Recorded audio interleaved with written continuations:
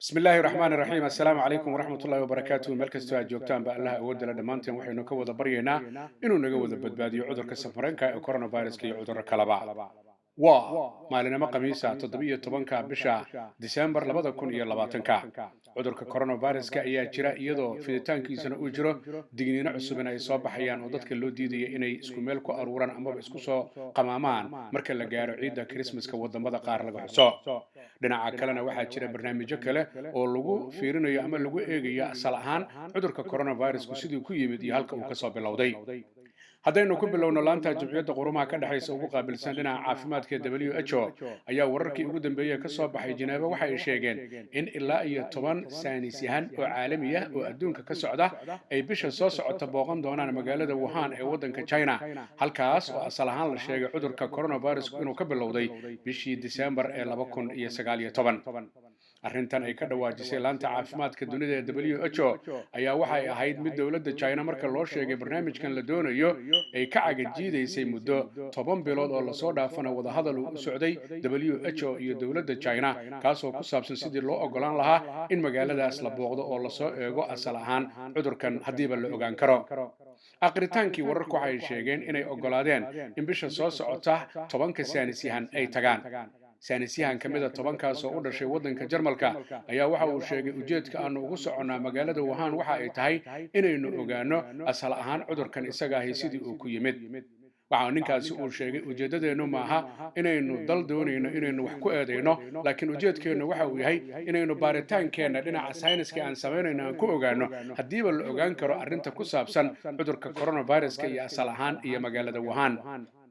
nin lagu magacaabi jiray Dr. Lee oo geeriyooday bishii February ee sanadkan ayaa waxa uu ahaa ninkii markii ugu horeysay magaalada Wuhan ka arkay cudurkan faafitaankiisa kadibna la wadaagay dhaqaatiirta kale ee isbitaalada magaalada Wuhan laakiin booliska waddanka China ayaa waxay ahaayeen kuwa markiiba ninkan isaga ah dhakhtarka ahaa Dr. Lee u yimid oo u sheegay inuu joojiyo barnaamijka uu faafinayo iyo inuu jiro virus faafaya oo aanu la wadaagin dadka intooda kale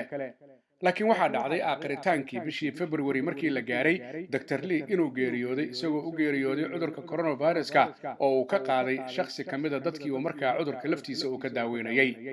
wixii markaa ka dambeeyay bishii la oran jiray waa bishii April ee sanadkan ayaa waxaa la ogaaday in arrintu ay jirto oo cudurku uu faafay oo meelo kala duwan laga arkay arrintaas iyadahay waxa ay keentay walaac xoog leh oo wadamada qaar ay qabeen fikir ah in China cudurka ay ogeyd laakiin ay qarisay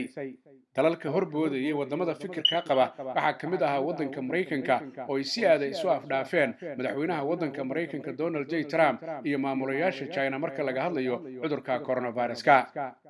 laakiin saynis yahanadan 10kaahi waxa ay sheegayaan arrintan in loo malaynayo in laga qaaday suuq isagu ku yaala magaalada Wuhan oo xoolaha lagu iibiyo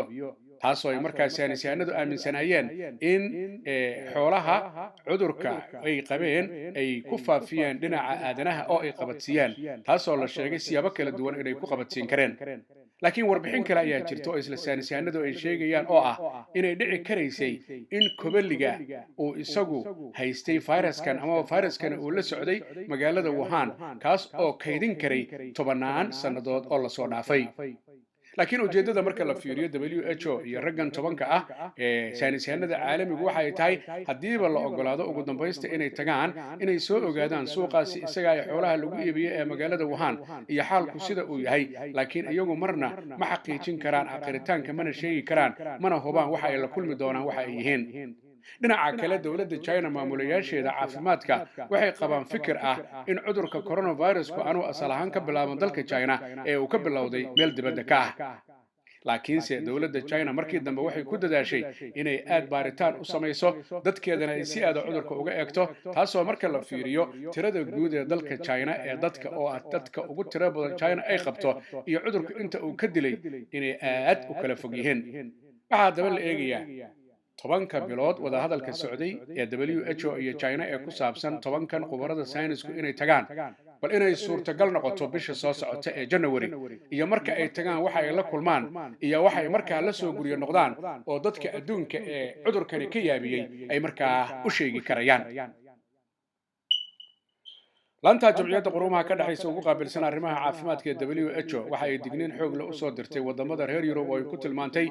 in xaalad ba'an ay ku sugan yihiin marka la fiiriyo fiditaanka mowjadda labaad ee cudurka coronavirus-ka dadka iyagu marka uu ku dhacayo iyo dadka u dhimanaya.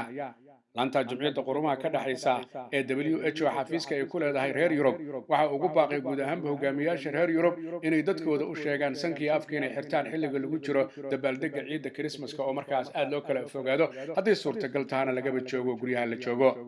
arrintaas iyada ayaan la ogeyn sida reer Yurub ay markaa u meel marin karaan, laakiin wadamada qaar ayaa markiiba ka dhawaajiyay inay hayaan fursad ay ku doonayaan dadkooda inay ku kala xanibaan. waddanka Jarmalka ra'iisul wasaaradda Angela Merkel ayaa waxa ay sheegtay in la soo rogay barnaamij ka bilowday waddankaasi shalay oo Arbaca oo soconaya ilaa 10ka bisha January oo si aad iyo aad loo xanibay guud ahaanba dadka Jarmalka oo loo sheegay ciidda Christmaska inay joogaan oo aan markaas sidii la rabay aan loo dabaaldegin. waxaa la xiray guud ahaanba baararka, goobaha lagu caweeyo, meelaha wax laga cuno, meelaha wax laga cabo iyo dhammaan ganacsiga aan muhiimka ahayn ee dalka Jarmalka oo albaabada la isugu dhuftay mar haddii la arkay cudurka coronavirus inuu maalmihii ugu dambeeyay si aad iyo aad ugu faafiyay waddanka Jarmalka mowjadiisa labaad marka la fiiriyo mowjadii koowaad iyo siday ula tacaaleen. 24 la soo dhaafay waddanka Jarmalka waxaa laga arkay tiro gaaraysa 27,782 qof oo cudurka uu soo ritay iyo 952 qof oo Jarmalka cudurka u dhintay. waxay ku baaqaysaa ra'iisul wasaaradda Angela Merkel iyadoon cidna la eedeynaynin reer Jarmal inay dadaal xoog la muujiyaan oo ay fuliyaan awaamiirta iyo nidaamka la soo rogay maalintii shalay, bal in la eego xaalku siduu isu bedelo ilaa 10 January 2021. marka la fiiriyo UK oo kamid ah wadamada iyagu cudurka coronavirus uu saameynta ku yeeshay mowjadiisii koobaad iminkana dadaallo xoog leh ay wadaan, laakiin adduunka ay uga duwan yihiin iyadoo talaalkii uu ka bilowday Pfizer iyo BioNTech 8 bishan ayaa haddana dhinaca kale digniino xoog leh ay ka imanayaan ra'iisul wasaaraha dalka Boris Johnson oo u sheegaya bulshada reer UK dhammaantoodba inay is ilaaliyaan oo ay taxaddar ku ciidaan ciidda Christmaska. waxa uu sheegay Boris Johnson in dadka laga rabo in ay tiro yar ay isu timaado oo hadday suurtagal tahay dadka isu imanayana tiradooda la yareeyo, waqtiga la dabaaldegayana la yareeyo, dadka guryaha isu booqanayana xilligii dowladdu ugu talagashay iyo tiraday ugu talagashay markaasi la fuliyo. wax yar kadib maalintii shalay waxaa hadlay maamulayaasha Scotland iyo Wales waxaana ay sheegeen inay iyagu ku talin lahaayeenba ciidda Christmaska oo dhan dadkoo dhan inay guryaha iska joogaan iyagoo eegaya xaaladda murugsan ee ka jirta guud ahaanba UK 4 qaybood oo ay ka kooban tahay. reer UK aad bay u dadaalayaan iyadoo dhinaca kale Pfizer iyo BioNTech ay bilaabeen dadaaladoodii ayna keeneen talaalkii lana bilaabay isbitaallo aad u fara badan lagu faafiyay ayaa haddana dhinaca England maalmo ka hor waxaa lagu soo rogay xayiraadii ama feejignaantii ugu sarreysay Kent iyo weliba Essex kadib markii la arkay xaalku inaanu qumanayn oo tiradu si aad iyo aad ay u faafaysay. 24 saac ee la soo dhaafay marka la fiiriyo UK waxaa laga arkayay tiro aad u fara badan oo gaaraysa ilaa 25,161 ruux iyo weliba tirada dhimatay UK 24 saac ee la soo dhaafay 612 ruux, taasoo marka la fiiriyo tirada guud ee UK ka dhimatay ee ka dhigaysa ilaa iyo 65,500 iyo weliba 28 qof. UK marka la fiiriyo waddanka lixaad ayay noqotay habeen saddexaad oo dhinaca dhimashada adduunka oo dhan, laakiin awal waxaa ahaa waddanka lixaad waddanka Talyaaniga laakiin noqday waddanka isagu shanaad oo tirada Talyaaniga ka dhimatay aad iyo aad bay u fara badan tahay marka UK loo fiiriyo. adduunyada waxaa ugu dhimasho badan waddanka Mareykanka, kaalinta labaad ee dhimashadu waa Brazil, kaalinta saddexaad ee dhimashadu waa India, kaalinta afraad ee dhimashadu waa Mexico, kaalinta shanaad ee dhimashadu waa Talyaaniga, kaalinta lixaad ee dhimashaduna waa UK. sidaas ayaa loo kala badan yahay, laakiin digniino xoog leh ayaa jira iyo awaamiir iyo nidaam soo baxaya gaar ahaan wadamada ciidda Christmaska u dabaaldegaya oo loo arko xaalku inaanu wanaagsanayn oo ay tahay lagama maarmaan inay feejignaadaan oo ay dhageystaan awaamiirta ka soo baxaysa mar walba maamulayaasha wadamada ay joogaan. haweeneyda madaxda ka ah midowga Yurub oo lagu magacaabo Ursula von der Leyen ayaa waxay shaaca ka qaaday una sheegtay baarlamaanka reer Yurub in BioNTech iyo weliba Pfizer talaalkooda la bilaabi doono waqti aan fogeyn lana ogolaan doono, taasoo ay sheegtay inay diilo wacan ay ka muujinayso in markaas reer Yurub ay noqon doonaan kuwa talaalkaasi ka faa'iida oo markaasi cudurku uu ka yaraado. waxa kaloo ay sheegeen haddii ay dadka reer Yurub ku dadaalaan ciidda Christmaska inay aad isu ilaaliyaan in markaas bisha January la arki karayo in cudurku uu yaraado oo aanu soo ridan dad badan oo isku qamaamay ama kulmay xilligii ciidaha Christmaska iyo weliba sanadka cusub ee 2021ka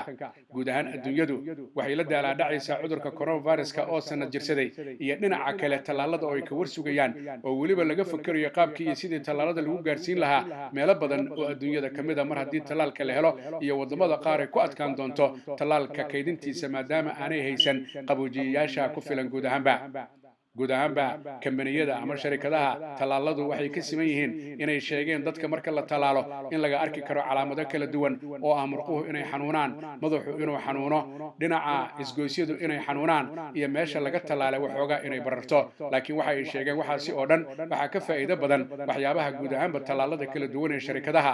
laga faa'iidi doona mustaqbalka dhow iyo ka fogintaba marka haddaba aynu fiirino fariintan iyada ee maalinlaha ah ee cudurka coronavirus-ka waxaa fududeeya sharikadda dhinaca qaadista alaabooyinka xagga UK laga qaadayo lana keenayo